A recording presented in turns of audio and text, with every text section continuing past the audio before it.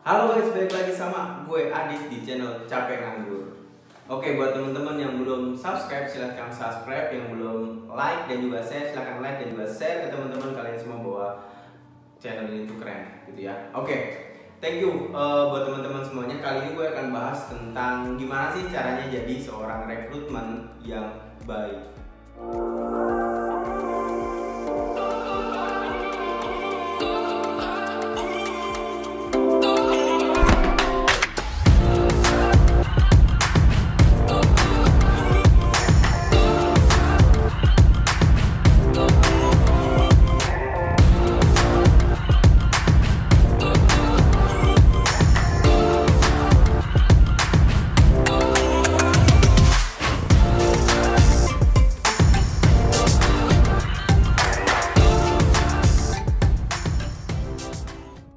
Oke, rekrutmen yang baik itu macam-macam lah ya, persepsinya juga beda-beda.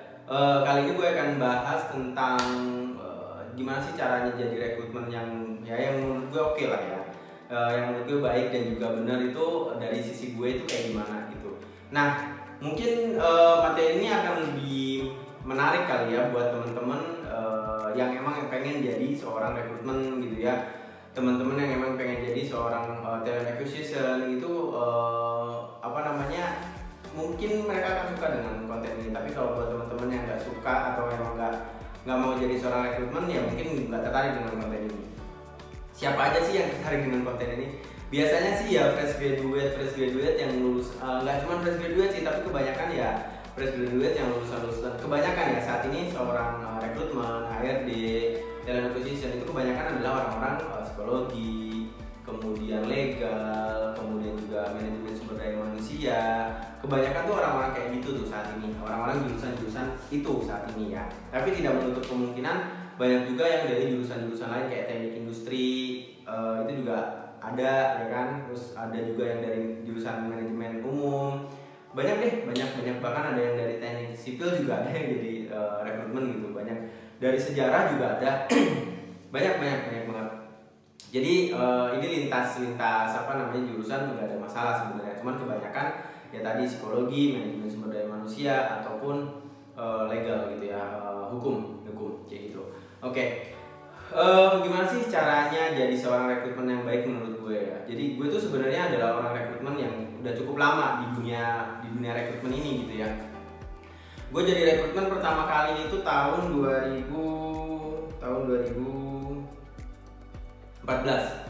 Ya, tahun 2014 pertama kali gue jadi seorang rekrutmen. Tapi sebelum gue jadi seorang rekrutmen, gue jadi seorang sourcing dulu. Jadi menurut gue ya buat teman-teman semua ini kita ngobrol santai aja ya. Jadi buat teman-teman semuanya yang pengen jadi seorang rekrutmen yang bagus, lu nggak bakalan, menurut gue, lu nggak bakalan jadi orang rekrutmen yang bagus kalau lu nggak tahu sourcing yang bagus tuh kayak gimana. Sourcing itu artinya lu nyari CV ya. Sourcing itu menurut gue adalah kunci penting lu sebagai seorang rekrutmen atau seorang talent acquisition gitu ya. Karena percuma lu mau jadi rekrutmen atau talent acquisition tapi lu nggak bisa nyari CV itu ya kayak saya langsung gak pakai garam kali ya. Jadi gak ada rasanya, percuma juga, lu makan gak enak gitu ya. Nah, pertama tuh gue jadi sourcing dulu, itu bener-bener gue belajar dari nol banget karena waktu itu gue baru lulus kuliah juga. Ya sebelumnya gue pernah kerja juga sebelum gue jadi sourcing, tapi gue jadi sales. Ya waktu itu gue jadi sales di salah satu bank BUMN, kemudian gue ditawarin sama senior gue untuk join sebagai sourcing di salah satu perusahaan sourcing di Jakarta gitu. Nah, gue jadi sourcing kurang lebih sekitar 3 bulan di masa probation gue. Itu kerjaan gue bener-bener cuma nyari CV bro, gitu ya. Bener-bener nyari CV. Gue dapat requirement itu dari departemen sourcing dan juga dari departemen headhunter, recruitment consultant gitu ya. Jadi gue disuruh nyari posisi A, B, C, D, E, F, G karena kita punya bank data waktu itu ya, bank CV. Dan itu salah satu sourcingnya adalah gue. Gue kerjaannya cuma ngisi bank CV itu gitu ya, waktu itu selama 3 bulan. Nah, gimana sih caranya jadi seorang sourcing yang hebat? Sebelum jadi seorang rekrutmen yang hebat, kita bahas dulu tentang sourcing dulu ya. Nah, jadi sourcing itu sebenarnya ada 2 hal. Ini mungkin bisa jadi masukan buat teman-teman semuanya ya. Gue share aja pengalaman gue, kalau emang baik kalau diterima, kalau nggak baik ya udah abaikan aja gitu ya. Nah, ada 2 hal cara sourcing yang pasti. Itu adalah online dan juga offline.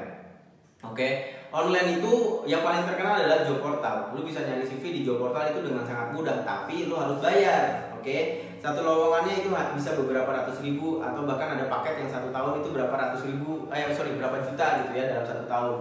Nah, lu buka lowongan apapun di job portal itu pasti bakal rame, pasti bakal ratusan lah yang apply gitu ya. Yang pertama dari online itu adalah job portal dulu. Job portal banyak lah sekarang ya, banyak banget. Lu bisa cari di Google job portal juga banyak banget. Kemudian yang online kedua itu adalah kayak referral, WhatsApp gitu ya. Jadi lu punya grup WhatsApp, atau lu punya grup Telegram, itu lu bisa chat, gue butuh ini nih, requirement saja, kayak lu share lowongan kerja gitu lah. Itu masuk ke referral online. Kemudian media sosial. Nah, media sosial tuh sekarang juga udah bisa buat cari CV. Nah, buat teman-teman yang belum tahu, OLX, gue kasih tahu ya, OLX tuh udah bisa buat nyari CV. Lu bisa buka di situ. Banyak yang belum tahu kalau OLX bisa nyari CV. Kemudian Facebook udah pasti dari dulu tuh Facebook cukup menghasilkan untuk lu cari kandidat. Oke, kemudian Instagram juga banyak banget akun-akun yang jualan dia jadi kayak job portal medsos gitulah. Jadi lu pasang iklan lowongan di situ dan lu bisa dapet CV gitu. Dan itu harganya nggak mahal. Satu postingan itu bisa mulai dari Rp5.000 ya. Ada yang jual Rp5.000 tergantung followers mereka dan juga insight-nya mereka, insight Instagram itu seperti apa kayak gitu. Oke, kemudian juga dari database ya, dari database itu juga masuk ke online gitu ya. Database itu dari mana sih lu bisa beli database bro? Asli, lu bisa beli database, lowongan pekerja itu banyak juga, jasa-jasa lu bisa cari lah ya, itu bisa cari di Google. Buat teman-teman yang belum tahu yang fresh graduate yang mau jadi rekrutmen hebat, gimana caranya cari CV, nah itu salah satunya. Oke, atau bahkan rekrutmen yang udah lama dan nggak tahu, gue deadlock nih, gue nggak tahu nyari CV gimana. Nah, itu bentuk-bentuk gimana caranya lu cari CV. Tapi dari beberapa hal online yang gue sebutin itu, ya kan, itu bisa dibilang kebanyakan berbayar. Di portal bayar, kemudian lu beli database juga bayar. Nah, di Instagram itu juga lu bisa free. Ada akun-akun yang menyediakan free. Di Facebook free. Kemudian di OLX itu free per 3 bulan sekali. Jadi lu dalam 3 bulan cuma bisa pasang 1 lowongan. Nah, itu free. Oke, dan juga ada LinkedIn. LinkedIn itu cukup free ya, menurut gue ya. Tapi kalau lo mau dapet hasil yang lebih bagus lagi, otomatis lo harus bayar gitu.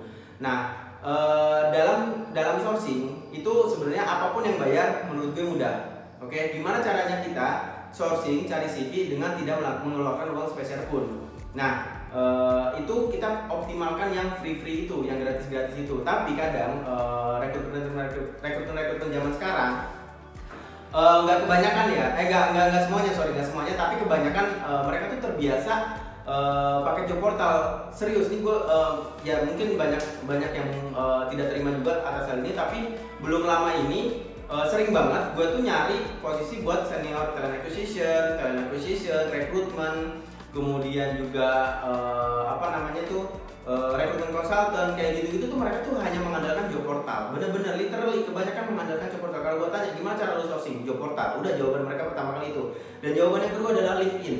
Ketika gue tanya, ketika job portal dan LinkedIn itu deadlock, mereka bingung cara jawabannya kayak gimana, dan gue harus kasih clue ke mereka baru mereka bisa mengembangkan itu. Oke? Nah, hebatnya seorang rekrutmen atau seorang talent acquisition itu pintar ngomong. Ya mungkin kayak gue gini lah ya. Oke. Nah, jadi sourcing yang hebat di online itu gimana caranya lo mengoptimalkan yang gratis. Nah, ada job portal yang gratis juga gitu ya. Jadi bener-bener kayak lo tuh save budget banget di departemen rekrutmen, di departemen HR untuk hanya sekedar nyari CV atau nyari kandidat. Kecuali lo emang udah mentok, ya udah mau gimana lagi, kita coba pakai yang berbayar, kita pakai job portal yang emang sesuai dengan kebutuhan kita. Karena sekarang kan ada job portal yang emang khusus buat IT, job portal yang emang general, job portal yang emang untuk startup kayak gitu tuh banyak sekarang. Oke, jadi poinnya adalah itu. Untuk di sourcing adalah gimana caranya kita mengoptimalkan source itu, mengoptimalkan source yang free itu untuk mendapatkan CV. Oke, jadi kalau lu mau nyari CV, nyari kandidat dengan cara berbayar itu jauh lebih mudah dibandingin lu nyari dengan free. Itu yang online. Kemudian yang offline. Yang offline lu bisa melakukan partnership. Oke, partnership ke sekolah, partnership ke kampus, partnership ke lembaga-lembaga kerja, dan partnership ke organisasi-organisasi yang bisa menyediakan tenaga kerja kepada kalian. Dan itu hubungannya adalah kerjasama antara lu dan juga perusahaan. Jadi kayak mutualisme, simbiosis mutualisme ya, saling menguntungkan. Jadi lu mendapatkan untung dengan adanya kandidat, si lembaga yang lu ajak kerjasama itu mendapatkan untung dengan mereka tuh bisa menyalurkan kandidat-kandidatnya ke perusahaan kalian, atau hanya sekedar magang, atau cuman mereka butuh training, mereka butuh ngisi materi, bla bla bla segala macam, lu bisa gitu. Jadi yang pertama itu adalah partnership, dan itu kebanyakan adalah free. Oke, kebanyakan adalah free. Lu ya zaman sekarang kampus juga, zaman sekarang sih dari dulu sebenarnya kampus, sekolah atau apapun itu organisasi yang menyediakan lulusan akademik itu biasanya mau untuk diajak kerjasama. Oke, asalkan rule-nya jelas gitu ya, kerjasama jelas mau apa. Kemudian yang kedua itu adalah ini berbayar ya, headhunter. Lu kerjasama, ini maksudnya masih partnership juga sih sebenarnya. Tapi kalau yang tadi kan ke lembaga partnershipnya, kalau yang kedua ini ke lembaga pendidikan yang pertama, yang kedua ini adalah ke lembaga profesional, emang kerjanya nyari CV buat kalian gitu, yaitu headhunter atau rekrutmen konsultan. Cuman masalahnya kalau lu kerjasama dengan headhunter itu bayarnya lumayan besar ya, manajemen fee-nya tuh lumayan besar. Jadi biasanya perusahaan-perusahaan yang emang udah cukup besar, perusahaan-perusahaan yang emang udah settle, startup yang punya investor yang cukup bagus, itu biasanya mereka menggunakan headhunter karena satu, biasanya CV-nya tuh lebih cepat karena si headhunter itu punya bank datanya mereka gitu ya. Jadi mereka akan menyalurkan CV itu jauh lebih cepat dibandingkan kita yang rekrutmen internal gitu biasanya. Tapi ada juga yang rekrutmen internal yang jago gitu ya. Kemudian juga punya garansi kalau seandainya nih orang nggak lolos probation, bla bla bla segala macam, biasanya ada replacement free gitu. Kemudian juga kita sebagai perusahaan, sebagai kliennya si headhunter itu juga nggak terlalu repot untuk analisis di awal atau baca CV di awal. Jadi kita cukup baca CV yang memang udah mereka screening gitu ya.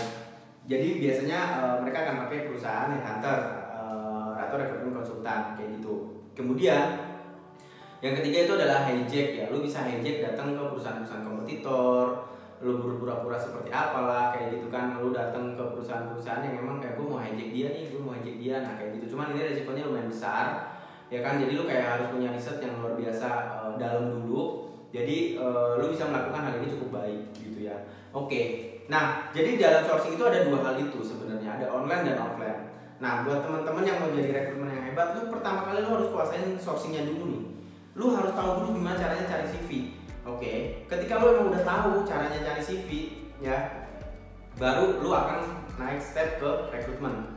Oke. Nah, yang pertama kali harus ketika lu udah jago nih nyari CV, karena kan kita nyari CV hanya sekedar nyari CV. Yang penting gue tahu, contohnya gue nyari posisi marketing, gue nyari posisi accounting, ya udah gue akan nyari posisi itu gitu ya. Tapi kalau umpamanya lu udah direkrutmen, lu nggak bisa sekedarnya ngelempar CV, nggak bisa. Yang pertama lo harus lakukan adalah lo harus bisa baca CV. Oke. Nah, baca CV itu gimana sih? Nah, itu susah bro, nggak gampang baca CV itu gitu. Lo harus benar-benar analisis CV, lo harus bisa tahu nih CV itu banyak yang harus lo baca gitu ya. Jadi nggak sekedar lo lempar CV, lo dapet CV, lo kasih CV ke user, lo nggak pakai analisis, lo nggak bisa kayak gitu men, gitu ya. Nggak bisa. Contohnya nih requirement, wah ini requirementnya begini nih. Wah ini match nih rekrutmennya nih, CV ini sama ini, belum tentu itu juga oke, gitu loh. Bahkan ada yang rekrutmen, wah ini rekrutmennya begini, tapi rekrutmennya nggak, ini CV nggak cocok nih sama rekrutmen. Kadang-kadang match gitu ya, dan itu lo harus tahu, feel itu tuh harus tahu, caranya lo harus tahu. Nah itu bisa dipelajari. Oke. Di season kali ini gue akan bahas dua hal itu dulu. Untuk jadi seorang rekrutmen yang bagus, itu apa aja sih yang harus lo lakukan? Yang pertama adalah lo harus jago sourcing dulu bro. Lo harus jago sourcing dulu, bener-bener literally lo harus jago sourcing. Karena lo kalau main sourcing lo gak jago, jelek, lo gak bakal bisa jadi rekrutmen yang bagus. Ketika lo udah jago sourcing, lo udah bisa sourcing, lo udah tahu softnya sourcing gimana, lo gak mengalami deadlock ketika lo nyari CV, lo bisa naik ke step selanjutnya, baca CV. Lo harus bener-bener baca CV. CV itu harus lo bener baca. Ada orang yang baca CV cuma ya gak nyampe 5 detik, gak nyampe 10 detik. Oh ini CV bagus, oke masukin. Ini CV jelek, oke masukin. Ada yang bisa sampai seperti itu gitu ya. Ada yang baca CV harus lama nih, baca satu CV bisa sampai setengah jam, 1 jam kayak gitu. Ada yang kayak gitu. Oke. Nah, apa aja sih yang harus dibaca? Itu semuanya. semua part CV lu harus baca, dan nanti lu akan tahu polanya seperti apa. Kalau buat teman-teman yang masih baru, kalau buat teman-teman yang udah lama, CV itu nggak cuma sekedar lu baca experience-nya aja, nggak cuma sekedar lu baca ini lulusan dari mana, nggak cuma sekedar lu baca ini tahun lama orang kerja di sini tuh berapa lama, nggak cuma kayak gitu bro, gitu ya. Jadi lu harus benar-benar baca CV itu secara keseluruhan ya, secara keseluruhan. Lu baca fotonya dia, lu baca fontnya dia, lu baca gambarnya dia, gitu ya. Baru deh lu baca bener-bener nih experience-nya sesuai apa enggak nih, requirement sesuai apa enggak, skill-nya sesuai atau enggak, kemudian posisi bla bla bla segalanya sesuai atau enggak. Cuman kalau gue pribadi, gue baca CV saat ini gue sudah tidak butuh waktu yang lama untuk baca CV, dan gue juga gak peduli dengan namanya desain gitu ya, kecuali kalau gue nyari posisi marketing, digital, desain, visual yang berkaitan sama departemen kreatif. Gue akan baca CV-nya, nih CV-nya kreatif atau enggak gitu ya, karena posisi itu butuh orang-orang yang kreatif. Tapi di luar itu semua gue gak akan baca gitu ya.